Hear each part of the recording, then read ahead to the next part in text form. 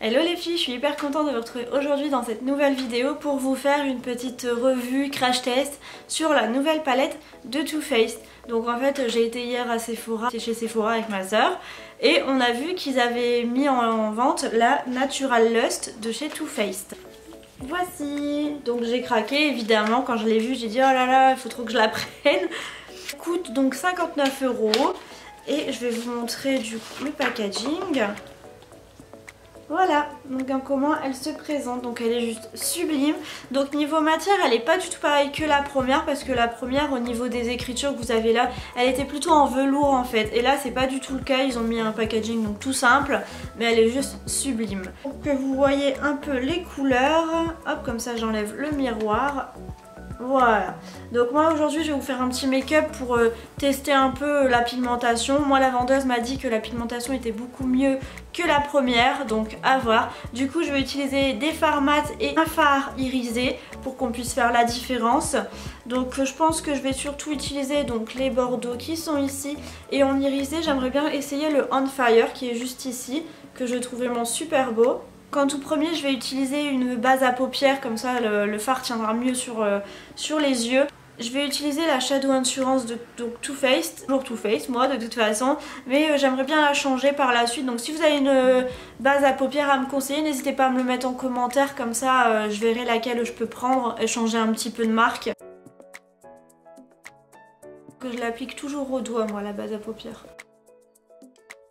D'ailleurs je suis désolée si ma voix elle change un petit peu, c'est juste que je commence à être enrhumée et du coup bah, ma voix elle se casse un peu, je parle un peu du nez. La base à paupières elle est mise. Je vais prendre mon petit pinceau, donc le blending, le E25 de chez Sigma. Donc hop là, toujours les mêmes pinceaux. Et je vais commencer par prendre la teinte Buff It Out, qui est juste ici, donc un clair pour unifier et mettre sur toute la paupière. Bon déjà pour ce fard là la pigmentation ça va, il n'y a rien à dire.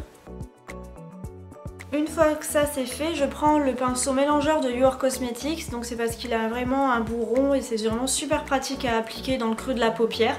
Et du coup je vais venir prendre je pense que je vais prendre le DM Me qui est juste ici pour mettre dans le creux de la paupière. Ah oui, niveau pigmentation c'est vraiment pas mal hein.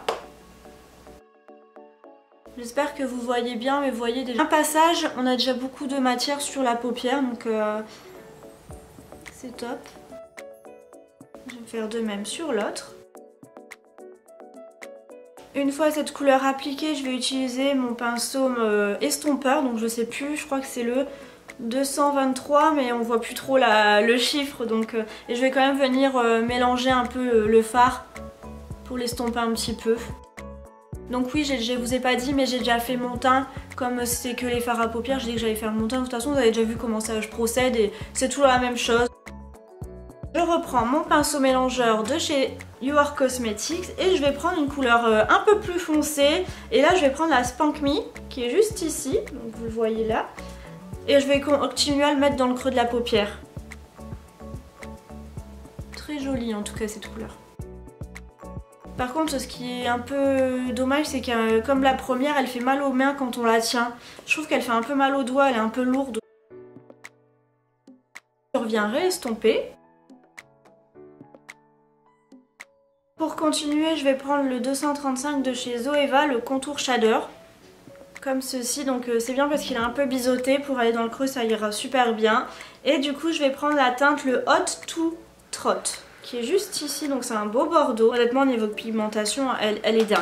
Comparé à la première, il n'y a pas photo. Même les fards mat, ils sont hyper pigmentés, donc j'ai hâte de pouvoir tester le irisé. Je vais venir l'estomper.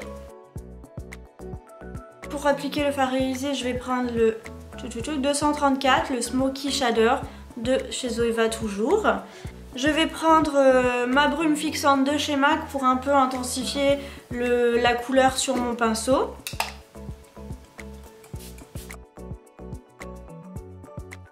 Elle est vraiment hyper belle la couleur. Niveau irisé, je trouve qu'ils ont encore un peu de mal à accrocher le pinceau, malgré que j'ai mis la brume fixante. Je trouve qu'elle n'est pas encore hyper pigmentée. Je vais venir comme toujours estomper au niveau du creux pour un peu faire un beau mélange de couleurs. Pour le coin externe, je vais mettre une couleur plus foncée, donc je vais mettre le Blindfold. Donc en fait c'est le noir. Je vais venir l'appliquer pour intensifier la couleur et aussi faire un beau rendu pour les yeux.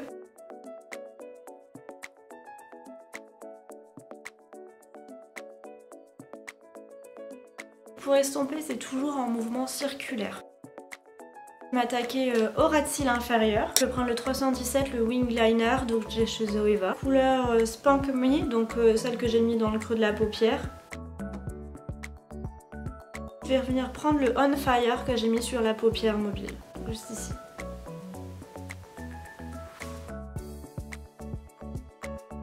Une fois que le fard à paupières c'est fait, je vais venir prendre mon eyeliner, donc celui de chez NYX, le Matte Liquid Liner.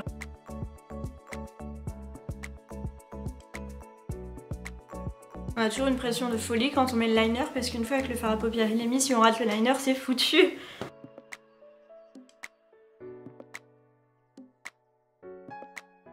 Je vais venir prendre mon recourbe-cils. Je vais appliquer mon mascara, donc comme d'habitude le Too Faced, le Better Than Sex.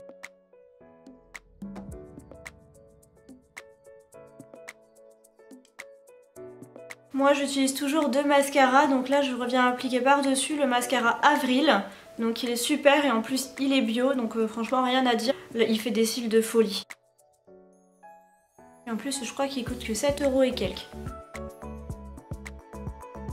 En rouge à lèvres, je vais prendre le Kristen de chez Kylie Cosmetics. Donc vous savez mon amour pour cette marque et pour cette couleur.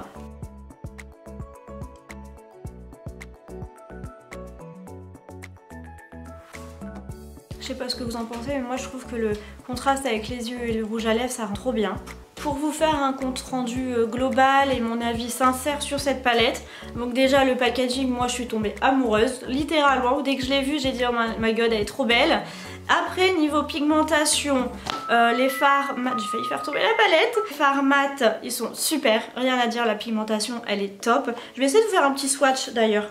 Alors je vais vous prendre le Come and Get It, hop, et un irisé, donc le Sun Tease, voilà. Donc déjà pigmentation, rien à dire, top top top. Après niveau irisé, le On Fire il est un peu dur à travailler je trouve moi.